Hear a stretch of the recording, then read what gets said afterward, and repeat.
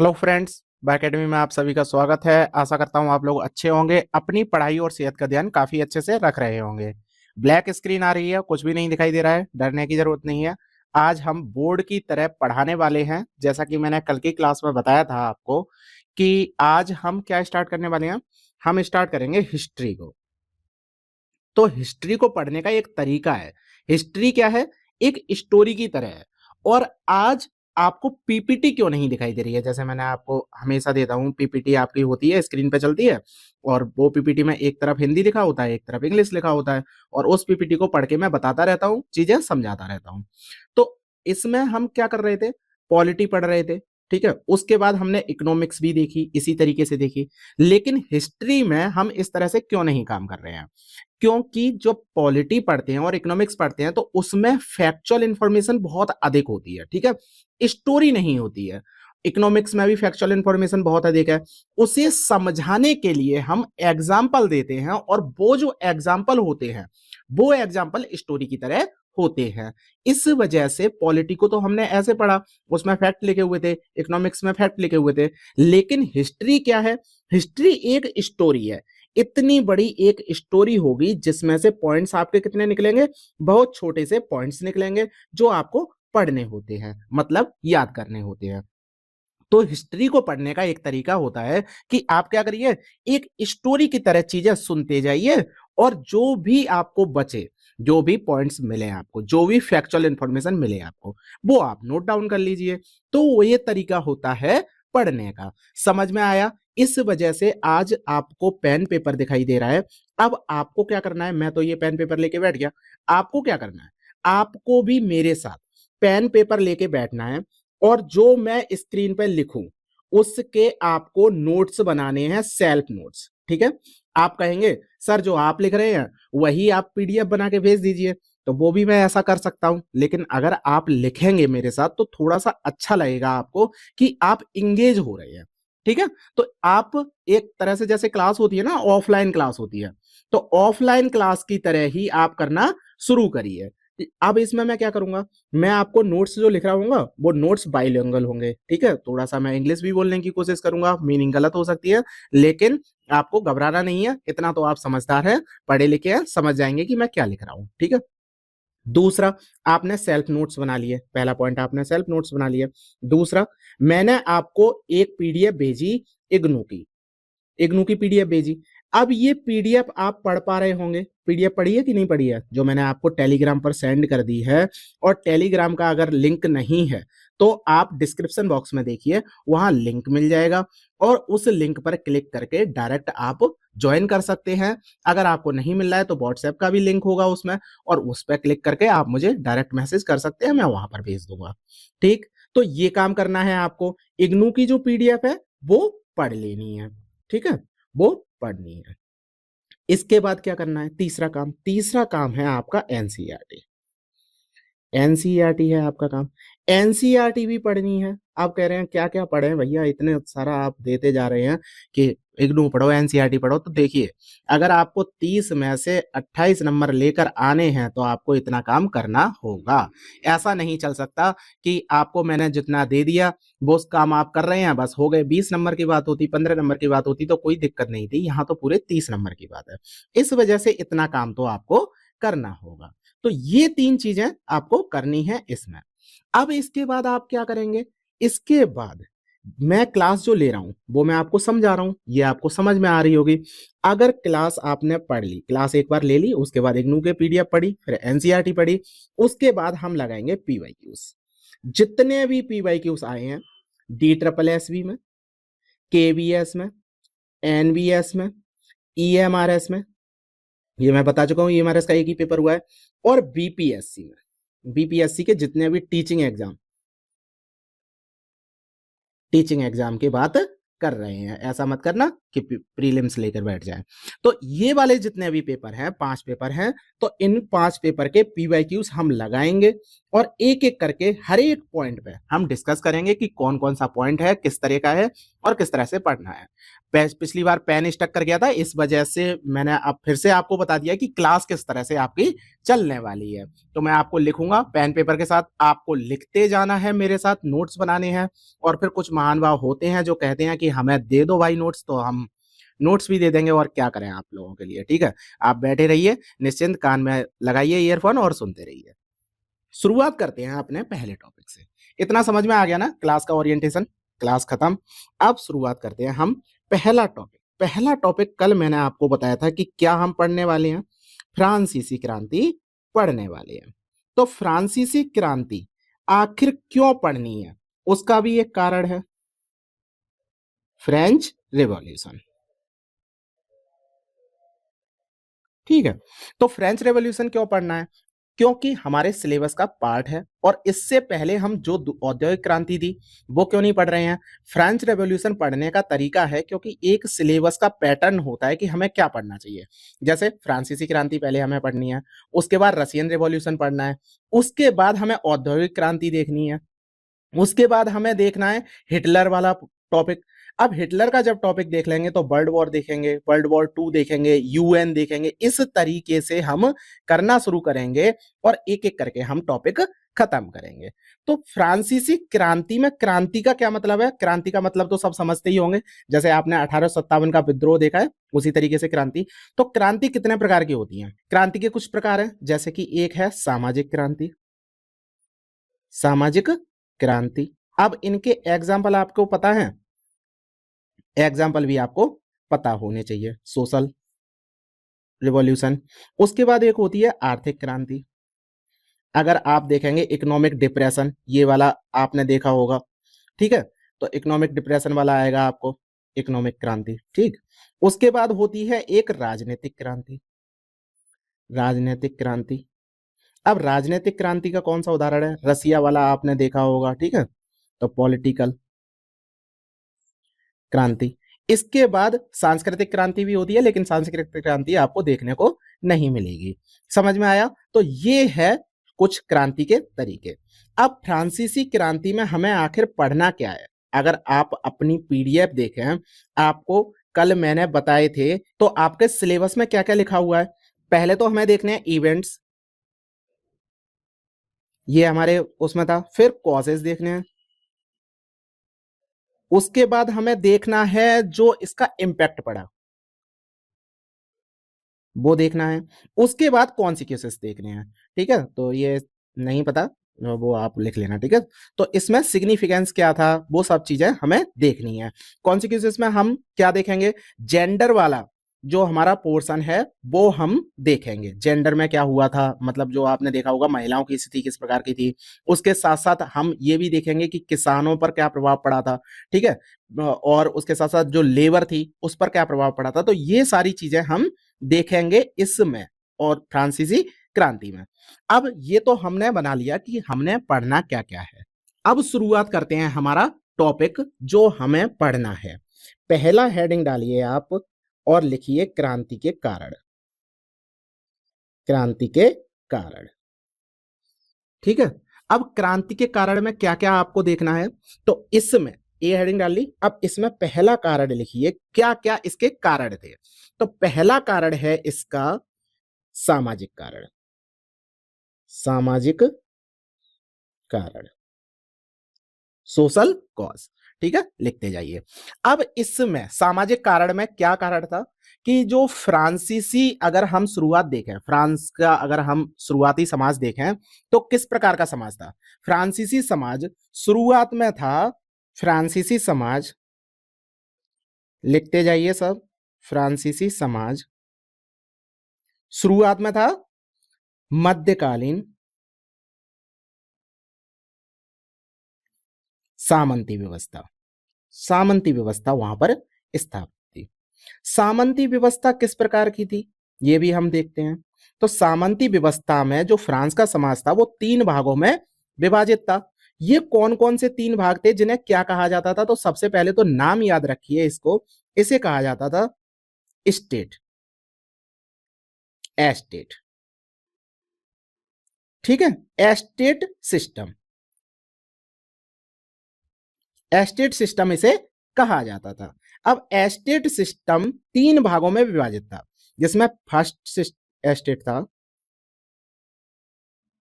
First estate को क्या कहते हैं?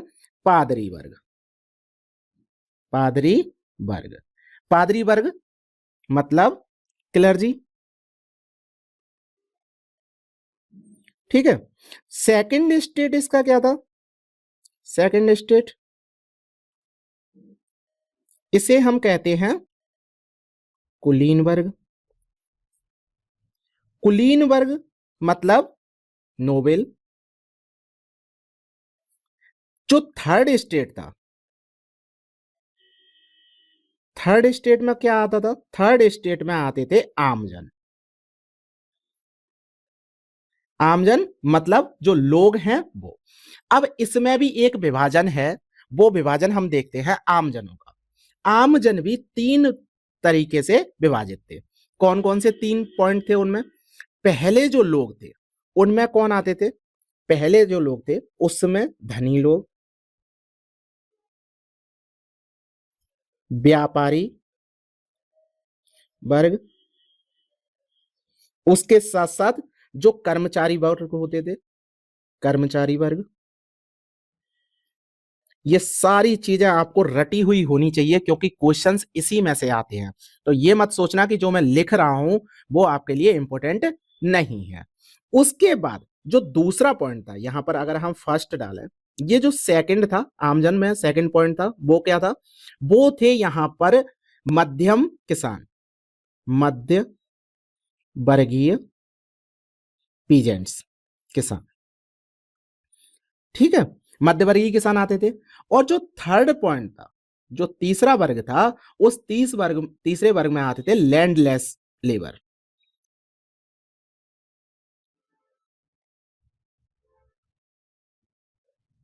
ठीक है। लैंडलेस लेबर आते थे, मतलब भूमिहीन यहां पर जो कामगर थे वो आते थे यहां पर। अब समझ में आया कि किस प्रकार का ये विभाजन है। तो ये एक विभाजन था। अब आपको एक चीज समझ में आनी चाहिए कि जो समाज था उसमें जो फ्रांसीसी समाज था, फ्रांसीसी जो राजनैतिक स्थिति थी, राजनैतिक स्थिति थी, वो तो राजतंत्रात्मक थी, राजतंत्रात्मक। इसके साथ साथ अगर आपने थोड़ा सा देखा होगा तो ये सामंती व्यवस्था भी थी, सामंती व्यवस्था। तो राजतंत्रात्मक है तो एक राजा भी होना चाहिए। फिर राजा कौन से स्टेट में आता था? ये जो तीन स्टेट हमने बताए, इन तीन स्टेट में राजा कौन से में आता था? राजा किसी भी स्टेट में नहीं आता था, राजा इन सबसे ऊपर होता था। तो राजा सबसे ऊपर, ठीक है। अब क्या हो रहा है समाज में? ये तो विभाजन हो गया। अब एक समस्या आ रही थी समाज में कि जो राजा है, राजा को जरूरत है कर की, मतलब उसे पैसे की जरूरत है। और पैसे कहां से आए?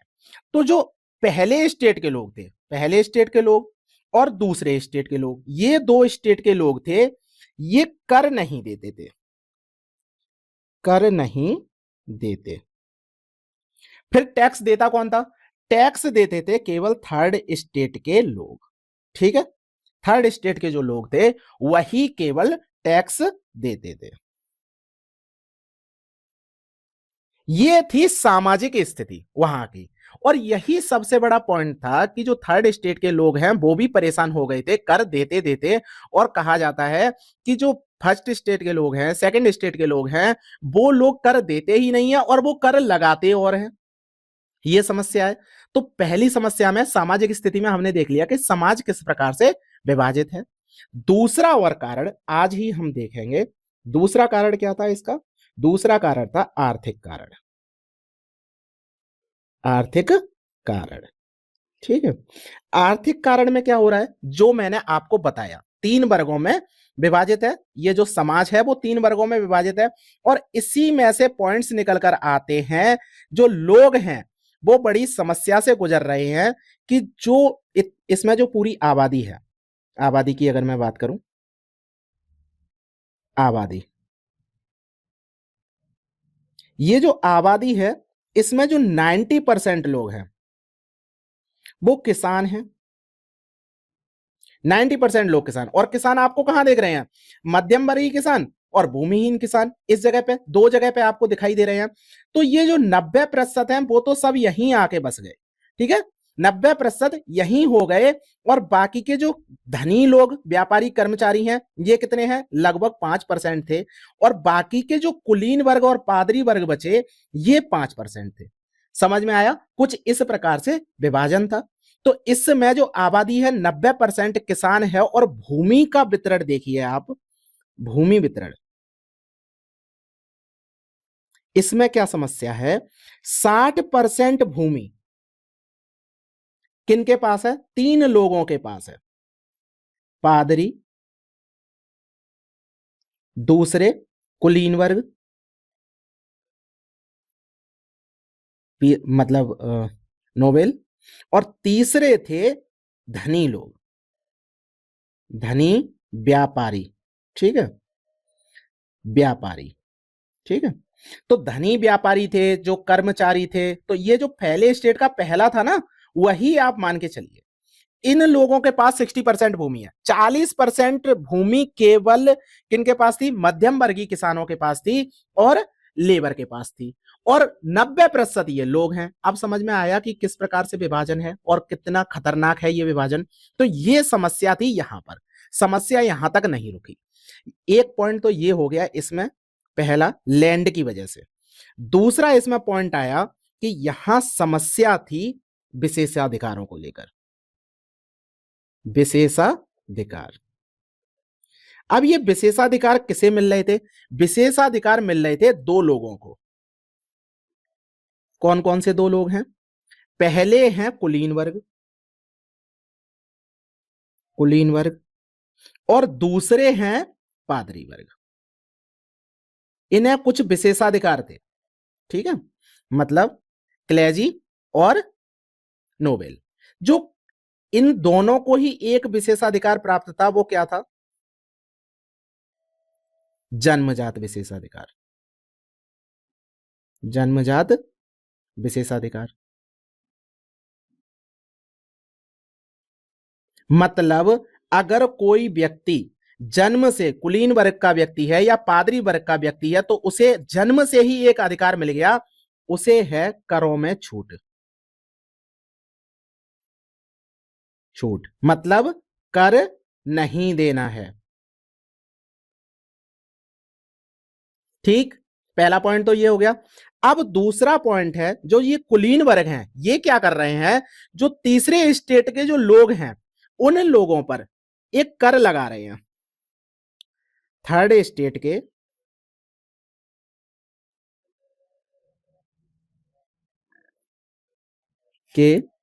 किसानों पर कर लगा रहे हैं। कौन सा कर लगाते हैं? किस नाम से जाना जाता है वो? उसे कहते हैं हम सामंती कर, ठीक है। नाम याद रखना है आपको। क्या नाम है उस कर का? सामंती कर। दूसरा पॉइंट क्या है? जो ये पादरी लोग हैं, ये क्या कर रहे हैं भाई? ये भी किसानों पर एक कर लगा रहे हैं, किसानों पर कर, कर। अब इस कर को किस नाम से जाना जाता है? ये जो कर लगाते थे, ये लगाते थे जो इन्होंने फसल की है, फसल के हिस्से के रूप में।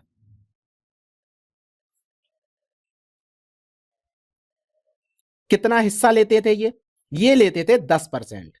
और इसे कहते थे 10 मांस, ठीक है, हिंदी वाले नाम याद रखना। 10%, 10 मांस इसे कहते थे। और ये कर कैसा होता था? धार्मिक कर होता था, धार्मिक कर। और इस कर को एक और नाम से जाना जाता है, वो नाम क्या है? टाइद, टाइद, टाइद, ठीक है, ये नाम है। तो ये दो कर हो गए, ये किनके द्वारा लगाए जा रहे हैं? ये कर लगाए जा रहे हैं पादरी वर्ग और कुलीन वर्ग, कुलीन वर्गों के द्वारा। समझ में आया? तो सामंती कर लगाया जा रहा है और टायद लगाया जा रहा है। और इनके साथ एक प्रॉब्लम क्या है, विशेषाधिकार प्राप्त है इन्हें करों में छूट, मतलब इन्हें कर देना ही नहीं है। एक समस्या यहां पर। दूसरी समस्या यहां पर क्या आ रही है, जो पीजेंट्स लोग हैं उनके सामने, इन्हें केवल यही कर नहीं देना होता था। अगर यहां पर पॉइंट डालें, पहला, दूसरा कर ये लगा रहे हैं, तीसरा कर और इन्हें देना होता था, वो देना होता था सरकार को। सरकार मतलब राजा को कर देना। अब ये राजा को कौन कौन से कर देते थे? राजा को भी दो तरह के कर देते थे। एक तो कर था प्रत्यक्ष कर, मतलब डायरेक्ट टैक्स, और दूसरा था अप्रत्यक्ष कर, मतलब इनडायरेक्ट टैक्स। इतना समझ में आया? जो प्रत्यक्ष कर था उसे क्या नाम से जाना जाता था? उसे जाना जाता था टाइल के नाम से, TAILLE। आपको इंग्लिश में भी ये लाइन याद रखनी है, कहीं टाइल लिखा आ जाता है, कहीं टायल लिखा आ जाता है। तो इस वजह से मैं बता रहा हूं कि हिंदी और इंग्लिश ये जो मैं लिख रहा हूं, इसका यही कारण है कि दिक्कत आ जाती है आपको एग्जाम में, जब आप लिखते हैं तब दिक्कत आती है। ठीक है, तो प्रत्यक्ष कर तो टाइल के नाम से जाना जा रहा है। उसके बाद कुछ कर और थे अप्रत्यक्ष कर के रूप में, जैसे नमक कर, दूसरा क्या है, तमाकू पर कर। ये क्या है, नमक और तमाकू, ये रोजाना यूज करने वाली वस्तुएं हैं, रोजाना प्रयोग वाली वस्तुएं। इन वस्तुओं पर कर लगाया जा रहा है। एक बात और याद रखना, जो ये नमक कर है, इसे एक अन्य नाम से जाना जाता है, जिसे हम क्या कहते हैं, गेवेल। ठीक है, तो ये नाम भी याद रखना है। तो प्रत्यक्ष कर और अप्रत्यक्ष कर लगाए जा रहे हैं सरकार के द्वारा। क्या किया गया, एक तो अगर हम इसमें देखें तो पॉइंट्स में क्या क्या आया। पहला कारण था इसका, मतलब राजनीति के जो क्रांति हुई, इस क्रांति के कारण, अभी हमने कोई भी पॉइंट नहीं रखा है क्रांति क्या है, किस तरह की है, क्या हो रहा है फ्रांस के समाज में, तत्कालीन घटनाएं क्या हैं, ये सारी चीजें हमने बात नहीं की। हम किस पे बात कर रहे हैं, हम केवल कारणों को देखने की कोशिश कर रहे हैं कि उस समय की स्थिति किस प्रकार की थी। तो जो आया, पहला आया सामाजिक कारण। सामाजिक कारण में हमने फ्रांसीसी समाज देखा, और यह कहा जाता है कि जो फ्रांसीसी समाज है वो भी क्रांति का कारण था। लेकिन हमने एक पॉइंट देखा कि जो फ्रांसीसी समाज है, वो समाज की स्थिति कैसी है, मध्यकालीन सामंती व्यवस्था है। ऐसा तो नहीं है कि ये आज से ही चालू हो गई है। जब आज से चालू नहीं हुई, मतलब 1789 से ये नहीं स्टार्ट हुआ, हमारी क्रांति कब हुई, 1789 में हुई थी। तो 1789 में अगर ये व्यवस्था आती तो हम कहते कि शासन व्यवस्था की वजह से, जो सामाजिक व्यवस्था है उसकी वजह से हमारी क्रांति हुई। ये तो व्यवस्था मध्यकालीन सामंती व्यवस्था है, मतलब प्रारंभ से ही, शुरुआत से ही इस तरह की व्यवस्था थी। फिर भी तब लोगों ने इसका विरोध नहीं किया। तो कई अन्य कारण भी हो सकते हैं। इस वजह से एक कारण मात्र है ये, केवल प्रमुख कारण नहीं है। तो याद रखना है। तो तीन स्टेट में विभाजित था, फर्स्ट स्टेट, सेकंड स्टेट और थर्ड स्टेट। फर्स्ट स्टेट में आपके क्लर्जी आते हैं, सेकंड में नोबेल आते हैं, और थर्ड में आपके आम जन आते हैं। इन्हें नागरिकों का दर्जा प्राप्त नहीं है, क्योंकि ये राज्य के व्यक्ति हैं, मतलब प्रजा है। ये किसकी, राजा की प्रजा है। समझ में आया? और राजा सबसे ऊपर था, ये किसी भी स्टेट में नहीं आता था। अब जो समाज था, उस समाज में क्या हो रहा था, जो पादरी वर्ग थे और कुलीन वर्ग थे, मतलब फर्स्ट और सेकंड स्टेट के जो लोग थे, वो कर नहीं देते थे। आमजन जो थे वो केवल कर देते थे।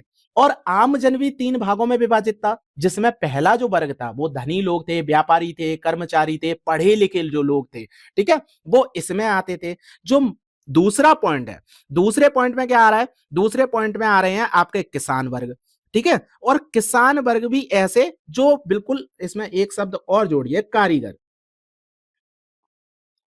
जो मध्यम वर्गीय हैं, वो वाले किसान वर्ग इसमें आ रहे हैं। और तीसरे स्टेट में, जो तीसरा पॉइंट है आमजन में, उसमें तो लैंडलेस लेबर आती है। समझ में आया? और इसमें अगर समाज देखें, फ्रांसीसी जो समाज था वो राजतंत्रात्मक था, जिसमें सामंती व्यवस्था के भी हमें पॉइंट्स देखने को मिलते हैं।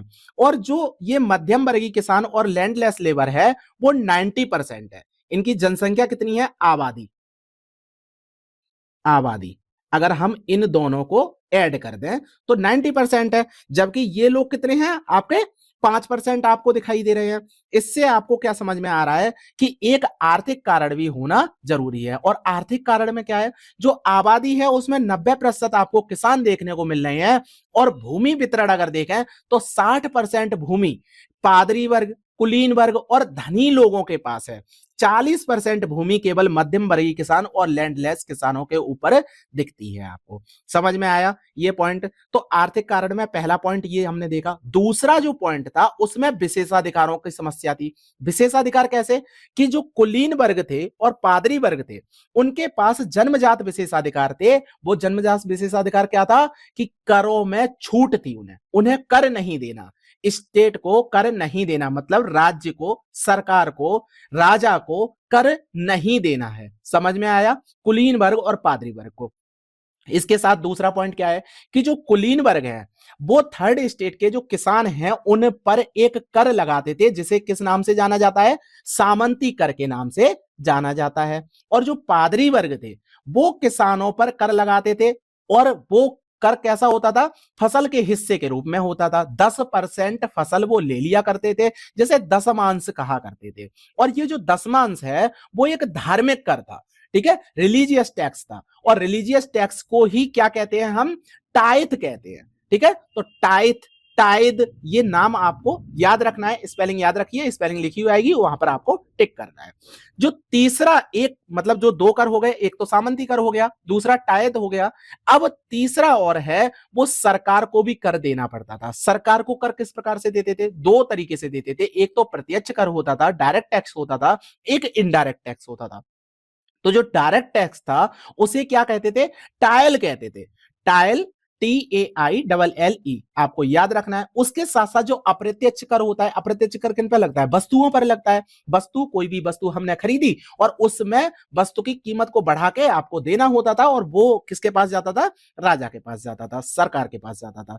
तो इसमें नमक कर लगता था, तंबाकू पर कर लगता था। ये जो रोजाना की प्रयोग होने वाली वस्तुएं थी इन पर कर लगता था। तो नमक कर का भी हमने बता दिया, गेबेल नाम से इसे जाना जाता था। अब और आगे के जो पॉइंट है वो भी मैं बताऊंगा। इतने ही धीरे हम क्लास रखेंगे, इतना ही, क्योंकि इसमें इतने पॉइंट आ गए जो आपके एग्जाम में आ सकते हैं। इतनी ही धीरे धीरे रखेंगे क्लास और इतना ही इतना पढ़ाया करेंगे। अब ये जो हो गया, अब इसमें क्या करिए, एक लाइन कर लीजिए और यहां पर लिख लीजिए क्लास 2। अब कल यहां से स्टार्ट होगा और इसमें हम क्या देखेंगे? इसमें तीसरा पॉइंट देखेंगे, राजनीतिक कारण। राजनीतिक कारण, ये कल की क्लास में हम देखेंगे। समझ में आया? कोई भी दिक्कत आ रही है तो आप मुझे पूछिए। बहुत धीरे क्लास होगी, कोई भी पॉइंट आपका मिस नहीं होगा। और 30 में से 28 नंबर सीधे आपके यहां से बनने वाले हैं। तो लेक्चर पसंद आ रहा है, लाइक करिए, लोगों के साथ शेयर करिए और अपने नोट्स बनाते रहिए। उसके साथ साथ जो मैं पीडीएफ दे रहा हूं वो पीडीएफ भी पढ़ते रहिए। हिंदी इंग्लिश में कोई समस्या आ रही हो तो वो भी मुझे बताइए, वो भी मैं उस चीज को करने की कोशिश करूंगा। तो लेक्चर को लाइक करना मत भूलना, लोगों के साथ शेयर करना मत भूलना, और कमेंट करके आज की क्लास के रिव्यू दो कि आज की क्लास कैसी लग रही है। अगर आपको अच्छी लगेगी तो इसी तरह की सारी क्लासेस हमारी चलेंगी। तो इतना ही। Thank you very much.